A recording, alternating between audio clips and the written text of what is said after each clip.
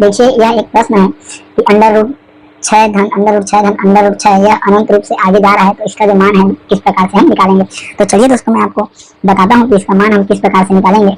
तो इसके लिए मैंने इसे हल कर लिया, केवल आपको समझाना बाकी है। तो दोस्तों इसके लिए हम सबसे पहले लिखेंगे हल, हल लिखने के बाद हम लिखेंगे माना। तो हम क्या मानेंगे कि ये जो दोस्तों हमें वैल्यू दिया है इसको हम x के बराबर मान लेंगे, ठीक है। तो हम इसको x के बराबर मान लिए।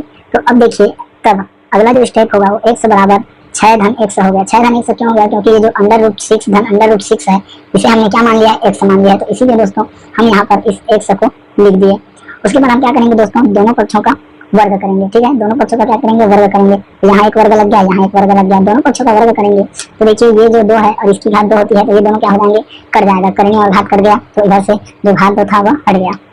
उसके बाद दोस्तों हम क्या करेंगे, ये 6 और 1 को इस तरफ पक्षांतर करेंगे। क्या करेंगे, पक्षांतर। पक्षांतर करने पर जब हम पक्षांतर करेंगे दोस्तों, तो ये जो है यहाँ धन में था, इधर आके ऋण हो गया, ये धन में था तो ये इधर आके ऋण हो गया। उसके बाद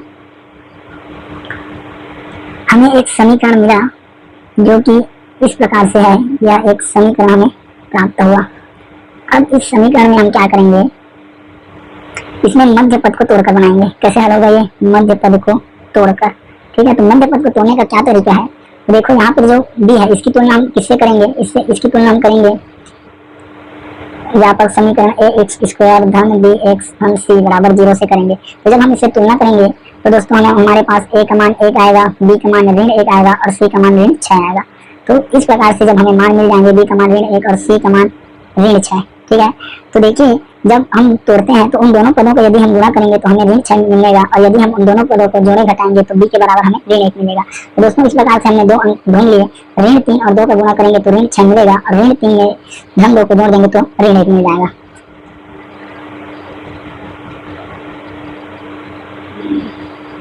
अब दोस्तों हमें मिल गया 2 पद जो इस प्रकार से यहाँ पर फिट बैठ रहे हैं, जो कि c और b दोनों का मान निकाल के दे रहा है। तो चलिए दोस्तों इसे हम मध्य पद को तोड़ेंगे। तो यहाँ पर जो ऋण 1 लिखा है उसे मैं इस प्रकार से लिखूंगा कि ऋण 3x में मैं 2x को घटाऊंगा तो मुझे ऋण x प्राप्त हो जाएगा, ठीक है।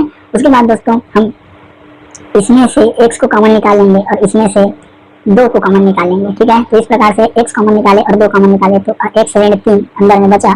फिर जब x ऋण 3 को कॉमन निकाले तो अंदर में x धन 2 बचा। तो दोनों का जो गुणा हो रहा है वह 0 के बराबर मिल रहा है। तो एक बार हम x धन 2 को लेकर हल किए, एक बार हम x ऋण 3 को लेकर हल किए। तो दोस्तों जब दोनों को हल किए तो इस प्रकार हमारा जो x का मान आया वो हमें ऋण 2 प्राप्त हुआ। इस प्रकार जो x मान आया वह हमें धन 2 के रूप में प्राप्त हुआ। तो उम्मीद करता हूँ दोस्तों मैं आपको बहुत अच्छे से समझा पाया।